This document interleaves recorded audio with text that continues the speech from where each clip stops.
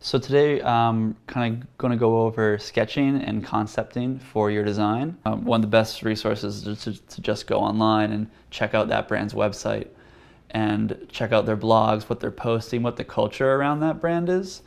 And so for mine, I chose Magic because Johnny Cupcakes is a big Magic fan.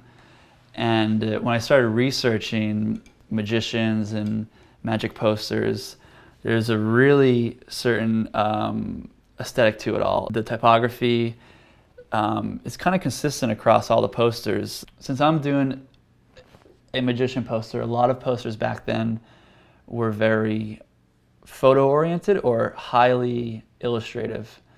And I know that that's not going to work well on a t-shirt. I know I have to simplify it, and I have to take all the elements that are there and make them printable for screen.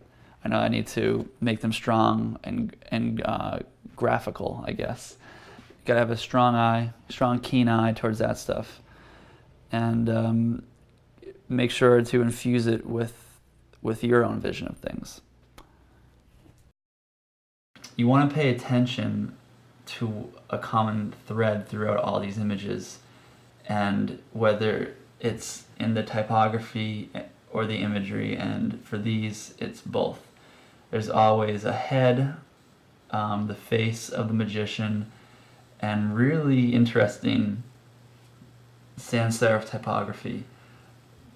It's always in capital letters, and there may be a little bit of script here and there, and that's just good design, mixing it up, breaking up the image with different typography. So you want to take note of that. And it seems that all the names are always angled, or they're curved or arced. This guy Thurston is a master of the angled type, and he kind of set the trend, it seems like. There's a lot with stroke lines around the type, so it's just learning your sources and your inspiration and taking it from there. There's two ways to start designing for a t-shirt. It can just go down, or it can go across. And I know I want mine to go across, so I'm going to start my sketch like this. If I was going to do a longer type piece, I'd do that. Very simple. When starting your shirt, you want to lay out your basic shapes and how it's all going to flow. And you got to keep in mind, name of the brand that's going to be on the shirt and how it's going to play in with your graphics.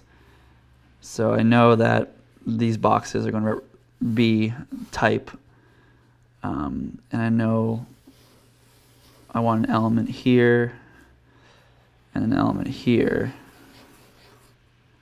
And sometimes I draw just like a border, just to give me an idea of how it's going to work on a shirt. And sometimes I'll just play in the logo. I do a lot of quick typography just to get it all working, just so I know all the pieces are there. And then when I'm doing more refined sketches, I get more detailed.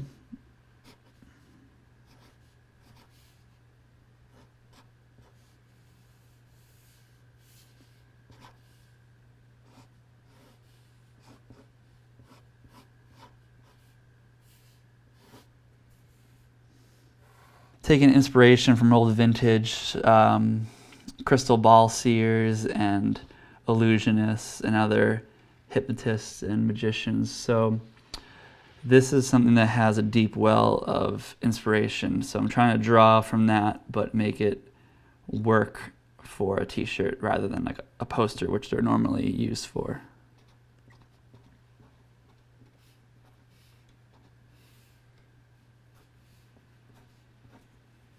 This basic idea. I don't really know what I'm doing for colors yet, but I know what I'm doing for the basic layout, working with the type and the image, making sure that I have the logo in a spot that is going to be big and works with the design, not just because it's there, but it plays off of what the hypnotist is seeing in the crystal ball. I mean, your thumbnails can be as bad as this, but they communicate the idea and how the elements play together, and from there you can embellish and embellish until it's done. So here's a more refined layout. I know that I got a little more detailed on the face and incorporated the main idea of the design, which is the old magician with the cupcake as his turban. And I fleshed out the typography a bit, and you can see you try and it's just simple lines, but here and there you make the type play off each other, like by the A and the C, how they can sort of meet, and the curve of this E going around the K are just good examples of where you can make typography more custom and fit to the design. And I know that I need to add kind of one more thing to sort of make this design sort of work. A lot of old magicians have like an adjective after their name, like Johnny Cupcakes the Magnificent or the Astounding. And so I'm just going to get the idea of putting Johnny Cupcakes the Great and kind of creating lines for the type.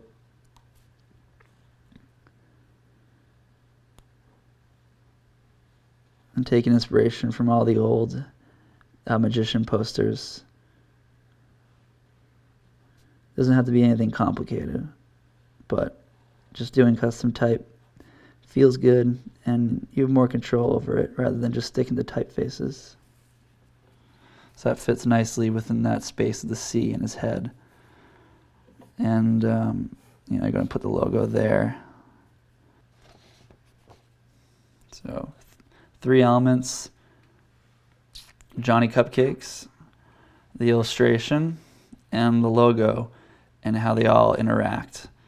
And it's engaging, it moves your eye around, and it's a good layout for a chess graphic print, not something that's, you know, if this was more landscape, it'd be doing it this way, but doing it this way makes it so it's not going to go down to past your belly button. It's going to be right on the chest. Cool.